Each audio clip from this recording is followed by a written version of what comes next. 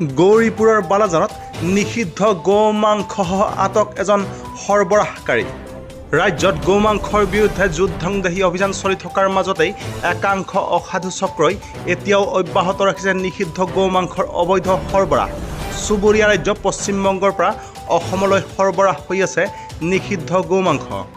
আজি পুৱা গৌৰীপুৰ থানাৰ বালাজান আৰক্ষী নিৰীক্ষণ চকীৰ ভাৰপ্ৰাপ্ত বিষয়া উত্তম ৰায়ৰ নেতৃত্বত আৰক্ষীৰ এটি দলে নিৰ্মীয়মান 127 চাৰিলেনযুক্ত ঘাইপথত অভিযান চলাই থকা সময়তেই গৌৰীপুৰ অভিমুখী WB63 D0084 নম্বৰৰ স্কুটি এখন ৰখাবলৈ নিৰ্দেশ দিয়ে।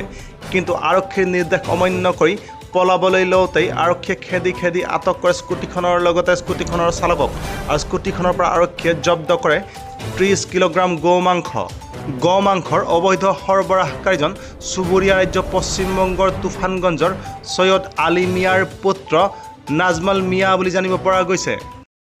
নাজমাল মিয়া বাড়ি কোথায়? তুফানগঞ্জ। তুফানগঞ্জ কোথায়? বাঁশরাজা। হ্যাঁ? বাঁশরাজা। কি? বাঁশরাজা। বাসরা? বাঁশরাজা। বাসরাজা। মাংস কতগুলো আছে? 30 কেজি। কোথা থেকে আনছে? বেঙ্গল থেকে। বেঙ্গল থেকে। কোথায় নিয়ে গেছে? নিয়ে গৌরীপুর। গরিবপুর। এই যে আসামে যে বন্ধ গাড়িটা? না জানো না। না জানো।